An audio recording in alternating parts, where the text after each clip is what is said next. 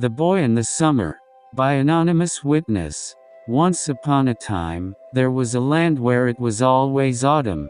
The wheatfields were always heavy with harvest, and the sky always a purple-blue bell, and the woods always a blazing glory of red and orange and yellow. There was a boy, though, who desired nothing more than to see summer. He had never known those long, lazy afternoons, all green, and then golden evenings where the sun was still hot. He had never known popsicle days and sweet swimming weather, never known the races and the slow happiness and the no-school ballpark green. But he had dreamed of them. Sometimes at night, in the depths of sleep, he heard a bell ringing from the fiery forest, and the bell called to his mind such lovely summers as are not even seen in our land. "Do not go into the forest," his sister warned, "for if you go into the forest with desire in your heart, you will be destroyed. You must want nothing at all, but how can one make oneself want nothing?" In time, it was too much. He gathered up a little food in a satchel and went out with a knife into the autumn forest, in the dead of night. Now, since he had never gone into the forest, nor any forest, he did not know his way around.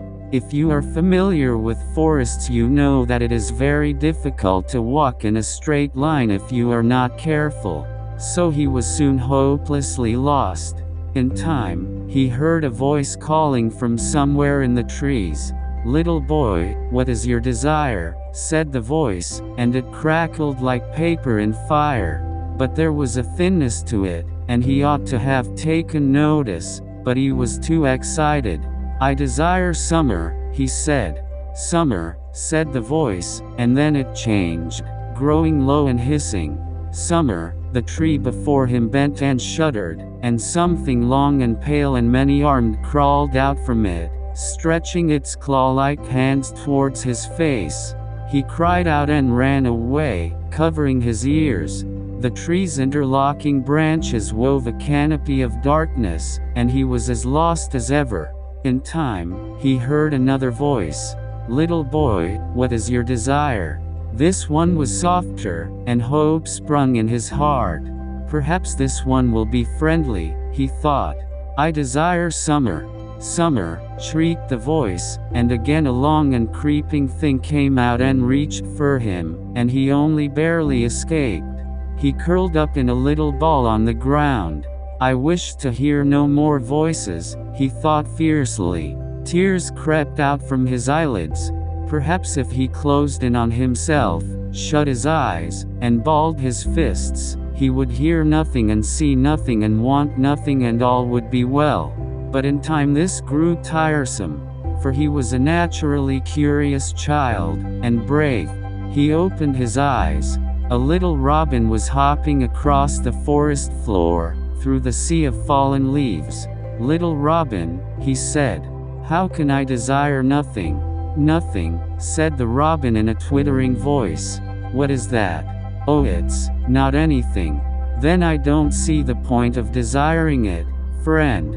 "Well," he wiped his teary face, "I want to be safe." "Safe?" The robin cocked its head. "Oh, I see. You have been having trouble with ghouls." "I think so," he sniffed. "I think I've been very naughty. I was told not to go in the woods with desire in my heart." "Oh, child, child," said the robin gently, "never fear. When the sun rises, the bell will be rung, and the ghouls will return to the bodies of the trees. And even now, not all the trees are of the ghoulish sort. But how can I know? It is difficult by night," said the robin, "but by day the light shines through the forest, and the ghouls are locked up tight, and the sun burns through all things and shows them for what they are. Then you may desire with all your heart." So, was I naughty? Perhaps to disobey, but not to want. The ghouls feed on wanting, but that is not your fault. Heavens! As if the trouble is the wanting itself, and not the thing wanted. And the robin stayed with him until the sun rose. When the red light touched the red flaming leaves, the bell sounded its deep, long ringing note, and a little sigh shifted through the forest. Some of the trees which had been hunched over stood up straighter, and some which had seemed a little too long shortened themselves into a comfortable squat. Some spread their arms as if in thankfulness for the morning, others closed in their branches in quiet contemplation. It was as lovely and marvelous a forest as ever, but now, all seemed right. And in the trembling red and yellow leaves he saw, for a moment, a flash of green, and his heart swelled with hope at the vision. "Now," said the robin, "little boy, what is your desire?"